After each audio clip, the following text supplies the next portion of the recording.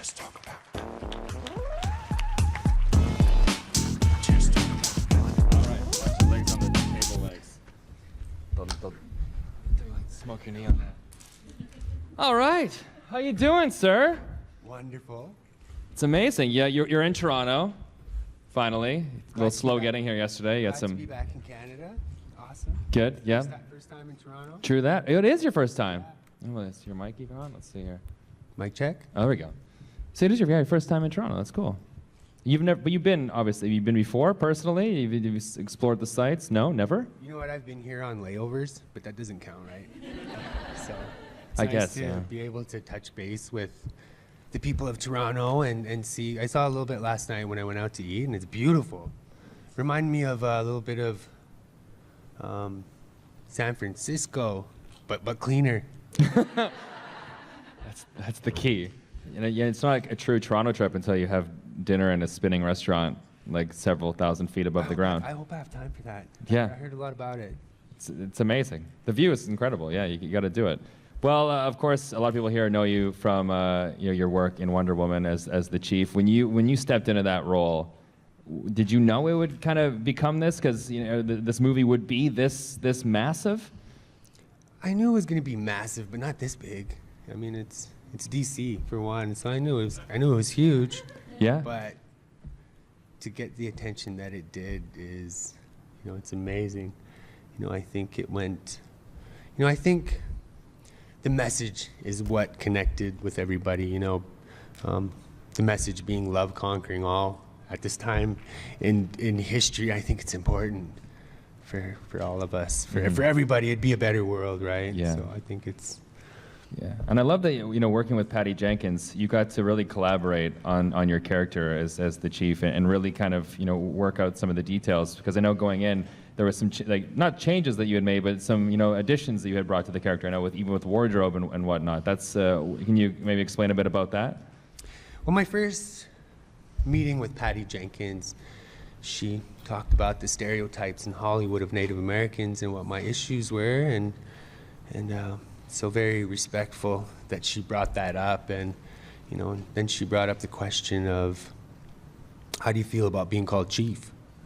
And to be honest, I told her those are fighting words, right? It's to most, I think most people don't know it's kind of a derogatory comment, or it's a bit ignorant comment, but based on DC comic book characters, she said they couldn't change that, but in light of that, she said I would be able to introduce myself in my own language, which, to be able to share my language with the rest of the world is such an honor, and my language has never been put out there like that. I was going to say, the first time I guess we've really heard Blackfoot. You hear Sioux and you hear Navajo and you hear other languages, but Blackfoot has never been put out on that level. So I'm very thankful for Patty to give me that power in helping me develop my character.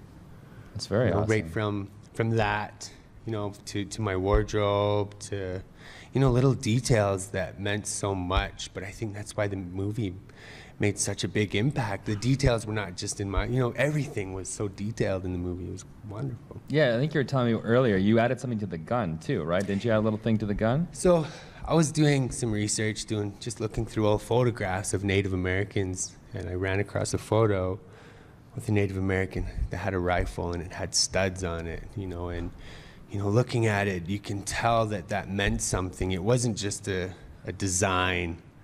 It actually had meaning. So I wanted to incorporate, I think in Native American culture, everything means something. Everything you wear, it all meant something. It wasn't just like putting on a T-shirt because you're putting on a T-shirt. It meant something. You earned it. You know what I mean? So I thought, how can I incorporate something into my gun with a design? And I was able to. I thought about it, and I used a medicine wheel symbol. A medicine wheel. It represents the 4 directions. It represents the cycle of life.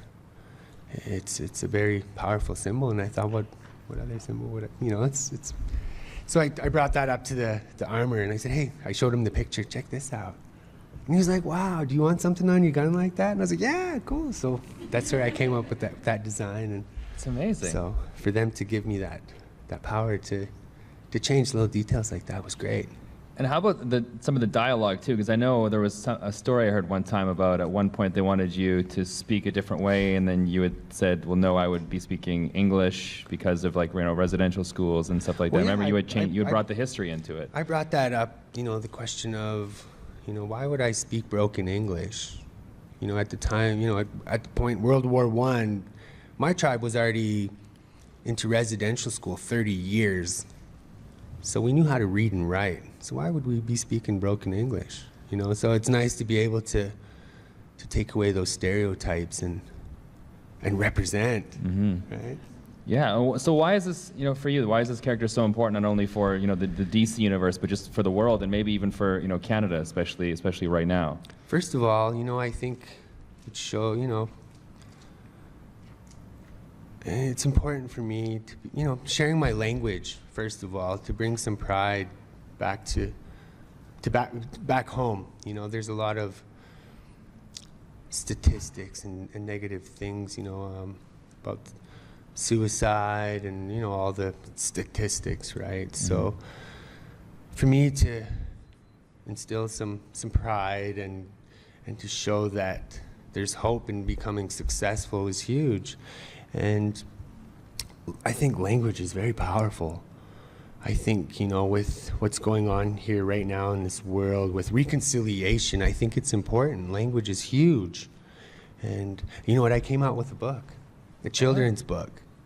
And so every morning it's so important for me to teach and instill what was instilled in me as a young kid. And that's to be thankful. So every morning I get up with my son, we go outside and we say, good morning, son, good morning, trees. I live in California, so we have a bunch of fruit trees. So we go through there and we say, good morning to everything, our fish, our dogs, and all the animals, the vineyards. And so that was my idea, to keep it simple, to say good morning, tree. And That's cool. I think not just children can learn from, my own people can learn from this, but everybody else. There's words in my language that can't be translated into English, and it gives a better understanding of who we are. And I think it's important to, my people lost our language, with the colonization and the impact of progression and everything. And I think, if we go back and have respect and just learn something, learn about the people that used to live here, where you stand, everywhere in North America. The history is older than 150 years, and I think with education and learning, we can bridge that gap and not be so far apart, and to have a better world, to have a better Canada. So. Yeah, true that. It's amazing. And going home, it must be a really cool experience too, going back, because you're originally from Alberta, right? Yeah. And so going back and seeing, old family and friends doing what you're doing now, they must be so proud of you that you're doing this. It is. It's like I'm a real life superhero when I go home. We kind of are, yeah. That's very cool. And we have a lot of audience questions too, so you guys can start thinking of your questions we'll throw to you in just a bit. But first up, I want to know, can you tell us anything about the future and what's in store? I know that's going to probably come up, so let's get that out of the way. And now, you know anything? You don't know anything? You can't say anything? Nothing. I have some projects coming up, some wonderful projects. Some of them I can't talk about. What Wonder Woman did for me, it's opened a lot of doors for me. It's given me the opportunity to not have to audition and just say, hey, we want him, right? So I got a bunch of stuff coming up, and I know what you're trying to get at. I know Wonder Woman 2 is coming up, and you know what? They're so secretive, I don't know. They're going to call me on a Friday and say, hey, you got to be in London on Monday. So they're so secretive. Even when I first auditioned for it, I had no idea it was for Wonder Woman. Really? No idea. What did you think it was? What was the project? You know what it was? I Googled What was the lines. working title? Like Marvelous Girl? You know what? I can't And you were remember. saying, well, I'll try for it. Flick my hair. But yeah, it's They always have like funny names for those things. I always find it's like the new Shazam movie is shooting in Toronto, and then like the working title I saw the director tweeted out and put it on Instagram. It's Franklin, but he's like Benjamin Franklin, Lightning, Shazam, Lightning. There's always so creative. The working title for the solo movie was Red Cup. Do you know what the working title for Wonder Woman was? What was it? Nightingale. Really? Yeah. Oh, yeah. Nightingale. Do you know why? No, I don't. Oh. The mystery's out there. You guys can solve it now. All right, so let's get to some audience questions. If you have a question, just throw your hand up and we'll get to you. I see we have one in the back already, so go ahead. Florence Nightingale was a celebrated nurse in World War I. Well, there's the answer already. Mystery is solved. Wow. Didn't take very long. Okay, well, there. I thought that was going to be a tougher question. So yeah, if you have a question, put your hand up. We'll get to you. So let's go to Wonder Woman right in the front. So I know you have a background in stunt work. Do you have a favorite stunt that you've done for film or television? Favorite stunt. You know what? I think I have. I did this one scene. Actually, you know what? I was simulating I was getting shot off a horse, but they said you don't have to actually fall, because as soon as you're getting shot in the neck. I actually had a blood pack in my hand, and I'm riding a horse, and I get shot, and I go, and the blood splatters. But my horse was going so fast that when I did that, I flipped off my horse. I didn't mean to, but I ended up falling straight back and landing solid on my, and I didn't expect to fall. So, and they didn't get the shot either. And they're like, "Oh, can you do that again?" I'm like, "Oh no." So anyways, we did it again, and then I was prepared to fall, and it came off amazing. It's on, I think, episode 9 of Hell on Wheels. So it was nice because they set up an A camera and a B camera, and B camera was hidden under some grass, right? And to roll into it and the way it came off on camera, I think it was amazing. I've done, I think that's probably one of my favorite stunts to do, is falling off horses, just because I know how. There's an art to it. What's the secret? How do you not fall off a horse and just completely wreck yourself? Roll.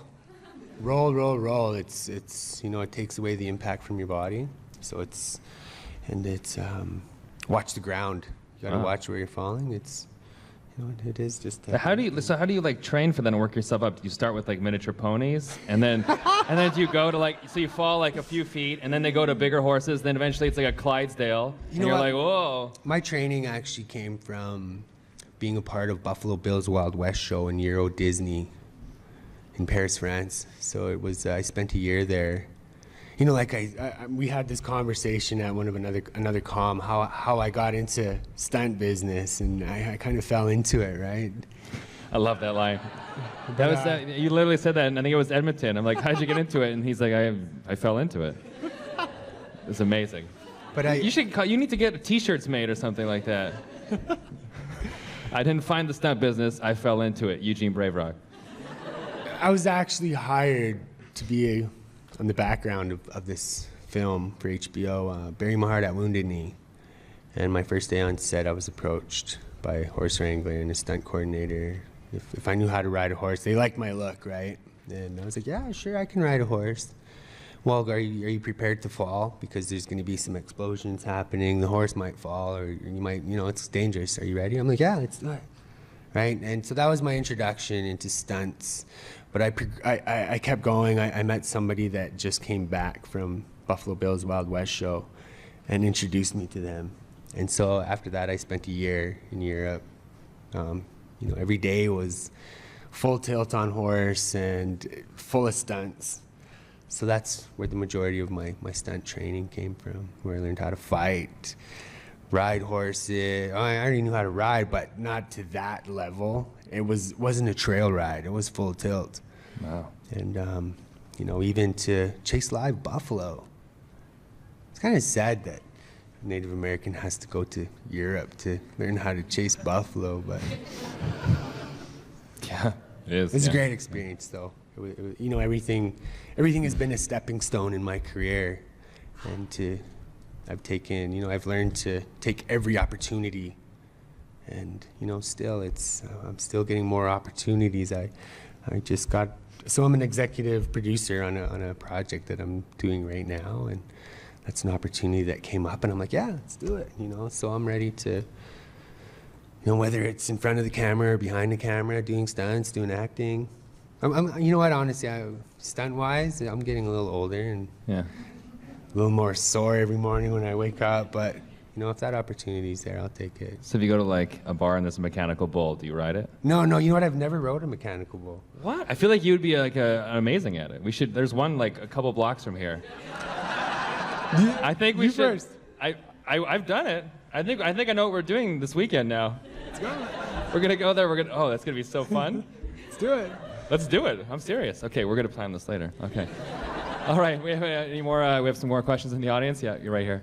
Earlier you had said that the lines that you had for your audition. Yes, we were getting to that. So it came out to be a Graham Greene show. I can't remember the title of it, but it was a prior movie. They call it a ghost script, right? It was just a prior movie, like from 4 years before I auditioned for it. And I'm like, wow, what a weird thing to be auditioning for. Like I said, I had no idea what I was auditioning for. So I got a call a month later, and they told me it was Wonder Woman. I was like, what? Are you serious? No, you're lying to me, right? It was surreal. And to be honest, it's still surreal. I still can't believe it. Have they made action figures of you yet? Is that a thing? Yeah, I mean. What's with that? You got to get on that. Wonder Woman's everywhere, we need everybody in here to tweet that. Yes. At least like a Funko Pop. Like everyone. Yeah. Bob Ross has a Funko Pop now. Like come on.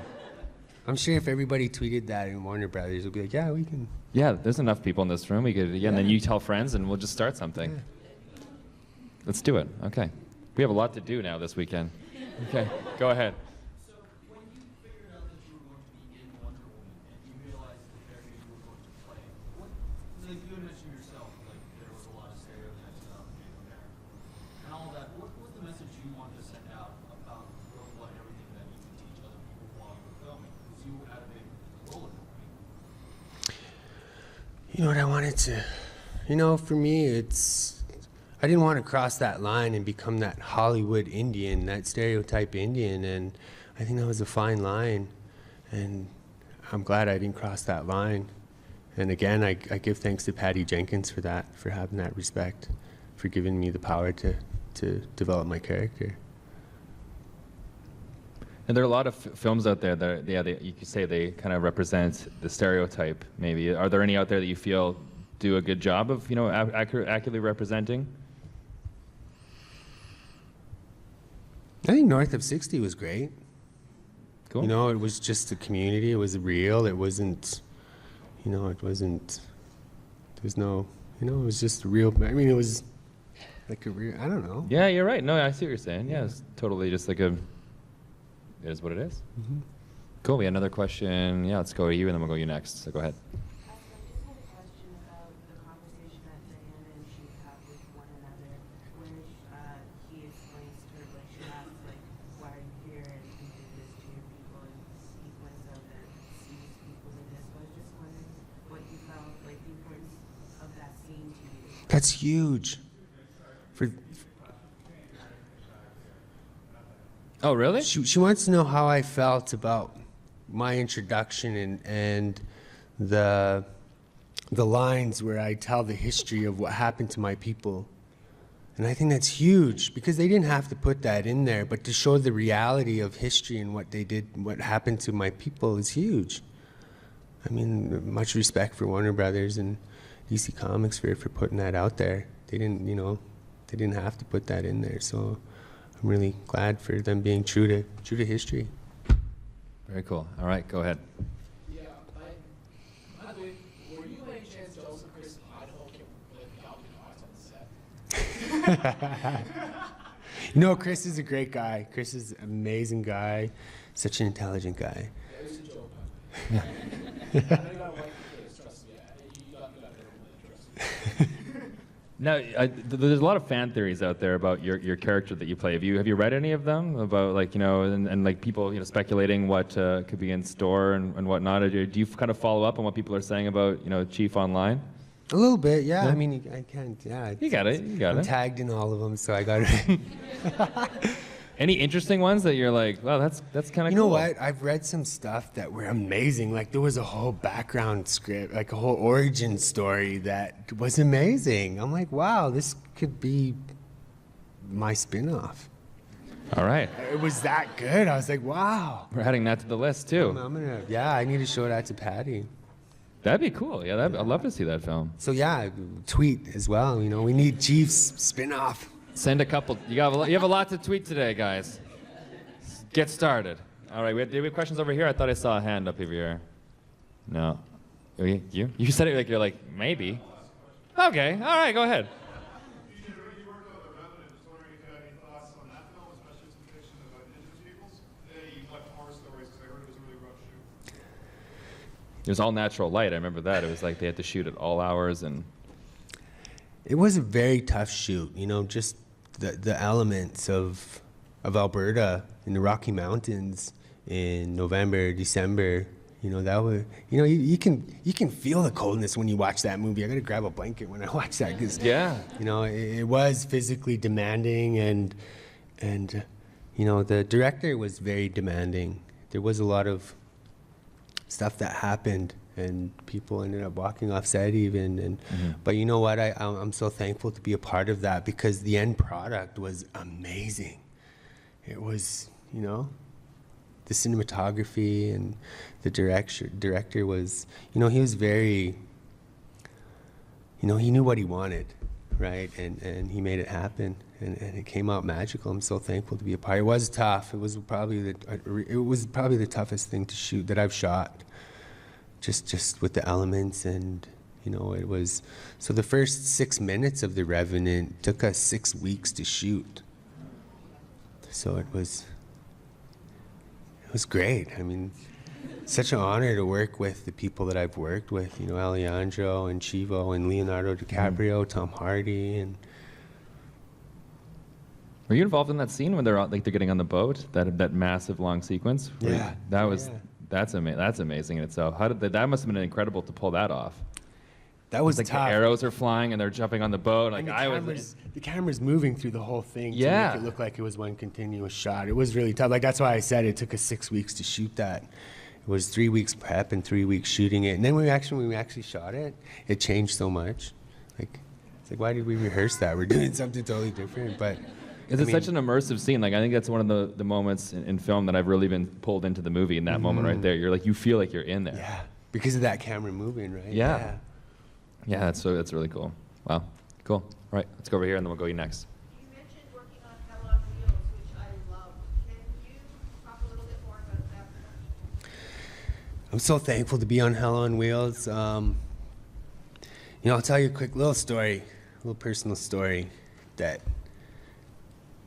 For me, I started off on that as a stunt guy in the pilot. But season 2, there was a character introduced, and I was on the short list to play that character. So I was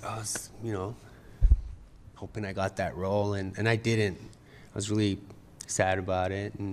But now when I reflect on it, you know what? That character died in that season. He didn't get, he got some screen time, but in the end for me, I ended up working on that for 6 seasons. And at the end of it, they bumped me up to a stunt actor. And I also doubled Moses Briggs plenty. So what I'm trying to say is, thank God for unanswered prayers because I got more screen time, more experience, more money, and just to meet more people and meet more connections in the business. It was, Hell on Wheels. I felt like part of the family. I mean, I was. It was great. It was, we'd go rafting down the Bow River in Calgary as me, Common, and Anson, and it was awesome. It's great. I don't know if you guys know this because as a stuntman, you die a lot in things, but I don't know if you know, Eugene has actually died twice in the same thing. Was there a same scene. Yeah. That is a feat. I don't know if anyone's. And it's that scene where I'm telling you where I had to fall and roll off into camera. So that's the first part I died at the beginning of the sequence, and at the very end of it I die again. Me and Anson got a big fist fight, and he ends up killing me with it. But yeah, so I died over 100 times on Hell on Wheels. Twice in one. That's no one's ever done that. That's amazing. Go for the turkey next time. Go for You know what? 3. They need to have some stunt awards. Yeah, yeah. There should be, honestly. Best stunts. There should be, and I think even with like performance capture, I think like some of the guys that do all the motion capture work in movies, Yeah. they get ripped off too a lot of the times because it's like Andy Serkis, like with all the stuff he does in film, and what's with that? We gotta change some things. All right, we had some more questions over here, so go right to the front. You spoke about the positive portrayal of Indigenous actors in the industry, and there's a sci-fi show I used to watch called Defiance, and Graham Greene. Mm-hmm. Yeah, he played. You just worked with them recently. Yeah. He played against type like crazy. I mean, he's not there because he's an Indian actor. They just kind of flip those in. He's kind of a bad guy, and he owned a mine, and he's like the sort of, that was very interesting because it's not what you stereotypically would see in an actor, and I kind of like the roles that actors play when they totally surprise you with their range and not playing against type. So that you were talking about that earlier about positive portrayals and not just doing like not speaking broken English because you just want to say like, Not doing the stereotypes. Yeah, exactly. So I don't know. I just wanted to mention. You talked to you work with Graham? Yeah, you just worked with. What was that like for you? I saw you post a picture on your Instagram. He's hilarious. He's nothing but jokes. It's such an honor to work with people that have inspired me. As a young kid, I seen Graham Greene on Dances with Wolves, and I was like, there's so many of the people that have inspired me that are now my friends, and so to be able to work with them is great. Graham, yeah, we did a show called Shadow Wolves.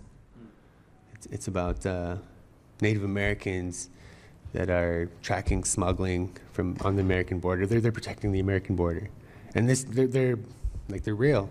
There's real shadow wolves. So they brought some stories in that we're trying to capture. So I can't say too much other than that. But Graham Greene is hilarious. Literally everything was a joke. It comes across on everything I've ever seen him. He's always got a smart-ass comment. Like on Maverick, he was hilarious. Anybody else you want to work with? I know you have like a bucket list of people you'd love to work with. Anyone left? Because you worked with some pretty cool people so far, man. You know what? All the people that I grew up watching, I've been able to, from Gordon to Tusis to Jimmy Herman, Tom Jackson, Wes Studi. Wes Studi was, man. You know what? I thought he was 10 feet tall. Watching him on Last of the Mohicans, right? And he comes about up to here on me. Right? It's such a great. I'm so thankful to have been able to work with the people that have inspired me. I thought the same thing watching Wonder Woman. I'm like, oh, Eugene, he looks like 6 feet tall, and you are. Like you. How tall are you? I'm 6'3.5". Oh, man. All right. So, do we have? I thought I saw a question on this side. Maybe not. My peripheral vision's tricking me. Good. Okay. There's a question. Oh, there we go. The camera's blocking. Sorry. Earlier you mentioned words in your language don't translate to English. Could you give us some examples, I guess, the closest approximation to what they would be? Can you repeat? You mentioned words in your language don't translate to English. Could you give some examples of what? Ikimapipitsi. It's like I said, it's hard to explain in English. The best way I could explain it is unconditional love. But that doesn't hit it. It's deeper than that. And that's a word that, that's, yeah. Ikimapipitsi. That's how you say it. Very cool. That's awesome. How did you grew up learning the language? I know sometimes you can learn it after the fact, or you grew up in a household and you learned it. I was raised by my grandmother, so I was very, I was close to it. I was close to it. It's the values that were instilled in me by my grandmother are the reason why I'm here today. Values like my language, having long hair, riding horses, singing and dancing. You know, I think those those are the values that have taken me around the world. And you know, quite honestly, these days you don't need those values to survive, right? And I want to show that, you know, with these traditional values, you can still become a success. Is it ever tough too, as you know, as an actor, you're obviously representing yourself and your team around you, but you know, also being such an ambassador for your people. Does that stress ever weigh on you at all too, through what you do? Yeah, when you get on a project and it's like, okay, do this, do that, and it's like, well, we wouldn't have done that, or we wouldn't have worn that, and it's hard to, you know, it's a director or a producer, they'll have this movie run in their head before it's ever on camera, and they know what they want, right? So it's something it's hard. That part is tough. Yeah, you change that story and you change their ideas, and sometimes they don't like that. Yeah. Right? But the thing is, you know what that taught me is, you know what, we got to start telling our own stories through our own eyes, you know, and it's happening slowly but surely. Yeah, you're behind a lot of projects now too. You've done like anything you haven't done at this point. You've like acted, produced. You directed? No, have you? Not yet. Not yet. Soon, maybe eventually. I'm sure that'll happen. Anything you love to do? Any other roles that you love to take on? Oh wow. Would you like to direct? Would you do Definitely. it? Yeah. Oh yeah. Like I said, there's so many stories that need to be told. You know, just even based on history. You know, stuff that doesn't have to do with, you know what, I want to tell a story of the family, the Native American family values that, you know, I think the rest of the world can benefit from that. You know, a lot of those values were taken away from us through residential school. You know, my grandmother, my parents, even my brothers went to residential school, and you know, my grandmother went home once a year, you know, from the time she was 5 years old till when she was 17. And so she lost those family values. And, you know, it's tough. You know, I think we need to get back to that, you know. I think that would make this world a better place. You know, we were, you know, in our traditions, in our culture, we would, you know, you attain certain things and you move up a level, and you know, it wasn't about math or grammar, or, you know, it was about living, loving, you know, and respect. You know, and I think the world needs that right now. No, yeah, definitely. Now, this question came up, I think, last time we spoke, and I don't know if you had an answer for it, but people always like to know, you know, shooting a movie on a project, sometimes you take something home at the end, your little souvenir, a little, you know. You ever done that? How about from Wonder Woman? Anything that you? You know what I took was some of the Winchester shells. Oh, cool. Yeah. Nice. I thought that was pretty cool. I like how people always wonder if you've taken a souvenir from a project, but then again, you're like in the project, so isn't that like the souvenir? Exactly. You can go back and press play. Yeah, there I am. There's my memory. You don't really need the boots or anything, I guess. All right. Anyway, a question right in the back. So, if you know, now that you're kind of gaining traction and whatnot, if you could make, like, if any studio were to come to you and be like, here's a blank check, make any, you know, tell any story you want to make it for 10 million or 300 million, we don't care, what story would you tell? You know what, I want to create, you know, so when I grew up, I was told stories of Napi. Napi is a Blackfoot demigod. And Napi was, you know, he's our storyteller. He was this, you know, every story with Napi in it, he does what you're not supposed to do. You learn that lesson though, right? There was always a lesson. And for me, like I said again, I want to, you know, he's teaching you something. So I want to carry that on and teach, to be able to share my language and again, instill some pride. You know what would be great is if we had a Napi cartoon for kids or something like that. You know what I mean? Something just to give back, to learn, to teach. Great question. Thank you. Yeah, thank you so much for that. All right, I think you had a question, then we'll go to you, so let's go. Wednesday, go ahead. What was your favorite scene in Wonder Woman? When I was driving that Rolls Royce. There were, you know what? Everything was so cool. Everything was wonderful. You know, there's so many great things that happened. You know, from them shutting down Trafalgar Square in central London was really cool. To, you know, doing there was everything. You know, there's so much to think about when I'm doing that. You know, I mean, like I said, it's still surreal. But you know what was really cool? You know, my scene, when my campfire scene, that was all indoors. That was like a $1 million set. And you know, we only used it for 2 days. I was like, wow. But you know, it was amazing. Like, they had real live trees in there, and it was all in studio. There's so many amazing things. The scale of the production was ridiculous. I mean, I've been part of some big productions, but this was amazing. I was going to say, there must have been a moment where you walked on set and knowing, and then it finally hit you that, wow, You know, I'm doing this. So this is it, because it would have been so massive. The first thing we did for Wonder Woman was we did the picture for Batman versus Superman. It was done what you call a choreograph on glass. You have to stand there for like 20 seconds and not move. It was but you know, just to go on set and to see the scale. So a week before we did this, I was out shooting guns, testing my guns. And it was an open field in the back of the studio. And a week later, there was a town there.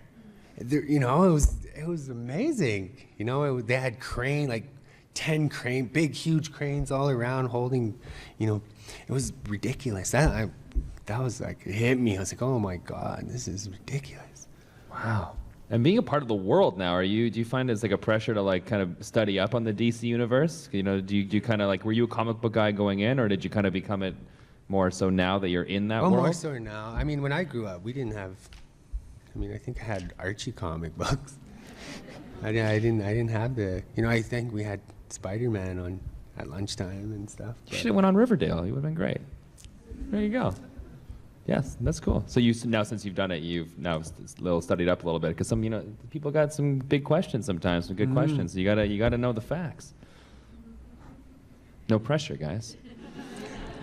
All right, we had a question from where we go, right there. Hi, so you just mentioned Napi, and is that a coincidence that your character of Wonder Woman was named Napi as well, or did you kind of have some influence in that? It was a collaboration with me and Patty. You know, in spite of me being called Chief, we collectively put that together. So I'm very thankful to be able, again, to share. You know what, for me, I brought him back to life, because you don't hear those stories anymore. I used to hear him as a little kid, right? But you don't hear those stories anymore. So to bring him back to life and at that scale is awesome. So thankful. There was a question right there. Oh, there is. Oh, okay, sorry. Yeah. I did, but it was Oh, okay. like that sort of fairy tale and lore from your childhood that you like to put into cartoons. Oh, okay. We hit it already. Oh, sorry. All right, you have a question. Okay. I just had a question about something that happened around last year after Adam Beach brought up the topic about casting Native characters with non-Native actors, or with actors who have maybe not so strong ties with the Native community. In the past couple of years, have you noticed things like that, or is there something that you'd like to see moving forward, how it would change in terms of representation and casting? You know what, that's a very, very tough question. Ask Adam Beach. No, I'm just joking. So for me as an actor, I'd like to get out of the box and play something where it doesn't matter if I'm Native American. I mean, there's so many, you know, but I do realize and understand the importance of the representation, and I think there is a lot of Native American talent that you know, if it's a Native American part, it should be played by a Native American. But on the other side, you look at Cliff Curtis, who's played like every race but white. You know, and he's from New Zealand, right? And he played Mexican. He's on Fear the Walking Dead. He's played so many different roles outside his box, right? And so as an actor, I want to move on beyond that, and where it doesn't matter that I'm Indigenous, right? So yeah, that's a good question. It's a tough question too, though. But you know, like Lou Diamond Phillips, what would Young Guns be without him, right? And he's not Native American. So I mean, but then you go, I mean, for me as well, you know, look at Johnny Depp when he played Tonto. For me, that was kind of like, right? But yeah, well, we've seen actors, you know, back down from those roles. You know, Ed Skrein with the Hellboy movie, he was cast to play. It was an Asian character in the comic book, and he passed on. So it's good to see that actors are, you know, pushing back on that too. So. All you do is take one of the DNA tests and you find out you're 3%. no, but that's, you know what? Honestly, that's not true. No? I mean, when it comes up, I think that's. I mean, I don't know. It's kind of a not a tricky question, but I think that if you're Native American, if you come up and do your DNA and it says 3%, I mean, I think you can even be from South America. It's not true. You know what I mean? I think, yeah, it's not true to the sense, you know, it kind of takes away from the real Indians that you know what I mean? Yeah. So I don't think those DNA tests are, you know, if they're going to do it that way, they should, you know, be able to distinguish which tribes, to be able to say, yeah, I'm Blackfoot, I'm Cree, I'm, you know, not just say. You can make your own case. I mean, I think that, yeah. It's just weird mailing your spit or whatever you have to do, isn't that weird? Yeah, what if they're They're probably not even using it. They're just making up some stuff and sending it back anyway. Making clones. Yeah, maybe that's what. Yeah, could you imagine? Send your spit off, and then a couple years later, you pass yourself in like a shopping mall. You're like, wait a second. That's how they're gonna get us, and the world will end. All right, we had a question. There we go, Wonder Woman. Aside from Wonder Woman, if Chief met anyone else from Justice League, who would be their favorite? Or who would you get along with the best? Other than Aquaman. Me and Jason would rock it, yeah. I'd love to see that. That'd be awesome. Like an 80s buddy cop movie. You guys both in leather jackets. We're driving that Rolls Royce. Make it happen. Oh, wow, we have so much to cover later. Okay, we have time for, I think, just a couple more questions, so let's go to you, and yeah. Oh, we can do that outside. On the, yeah, the tables later. You can check them out. I mean, we're here for questions, sir. Sorry. It's all right. Let's go. So this will be the last question. All right. Yeah, you're the last one. So I was admiring you best when you came in, and from the way you speak, it seemed to do things deliberately. Is there a story to the best? The story, it's a design from Chloe Angus. She's out of Vancouver. It's a West Coast design. I thought it was cool and it represented well, so. Very cool. Lastly, I guess before we wrap, where can people see you next? What are you working on now? I'm working on, I probably got like 4 projects on the go, but I think the next one to be released would be a project I did with Liam Neeson called Hard Powder. It was actually supposed to be released in January, I think, but he had another movie released at the same time and he didn't want to compete against himself. Oh. So I don't even know when it's coming out. That was the Commuter, wasn't it, in January? Yeah, the Commuter came out. So this is called Hard Powder. Taken on a train, basically. Yeah. Cool. I don't know if the train took his son or his daughter. Yeah. He did. That's exactly what happened. You've seen it. Yeah. And he has a particular set of skills that he had to, once again, unleash. He always does. People stop messing with Liam Neeson already. We know he's hiding something. You know what? It was such a, when I met Liam Neeson, there's a thing in the biz, like the etiquette. Don't talk to an actor unless he talks to you. And I was excited to work with Liam, especially after watching The Grey. You know what? And that's the thing, too. I had that feeling of, you know what? Someday I'm going to work with this dude. And it came to life. But meeting him, I actually left my stunt pads in the Hummer that we were driving and stuff. And he was in the Hummer. And I didn't want to say, oh, excuse me, Liam, can I grab my pads, right? And so I asked the AD, and He goes, oh yeah, they're right here. And just his voice alone, I was like, oh, I was starstruck. I was like, oh my God, Liam Neeson. Great guy, wonderful guy. Now when I call you, he'll be on your voicemail. You've reached Eugene. I will find you. I once reminded him that he trained Batman. He completely forgot about that. And I was talking like, oh, you know, you once, I said you trained, you know, Obi-Wan in your career, you trained Batman. And he was like, you're right. I completely forgot about that until now. You know what, I'm gonna tell you. He's trained a lot of people. A little personal story of Liam is I gave him something unique to Canada, unique to Alberta, unique to my people. It's called amylite. 75 million year old fossil. It's more rare than a diamond. And you only find it on my land. So I said, well, you know, what could be more unique to give him? So I gave it to him. And I actually missed him. I actually gave it to his agent or his manager because he was gone. And so he sent me an email. And I look at it, I'm like, Liam Neeson? And he said, 75 million blessings to you and your family. I was like, wow. Wow. Is his email a particular set of skills at hotmail.com? Because that'd be pretty cool. All right, we got a mechanical bull to ride, so we got to get out of here. Give it up for Eugene Brave Rock, everybody. Thank you. Thank you for watching the Convention Junkies coverage of the 2018 Toronto ComiCon. Please like, comment, and subscribe to see more. If you would like to help us with future projects, please visit our Patreon page.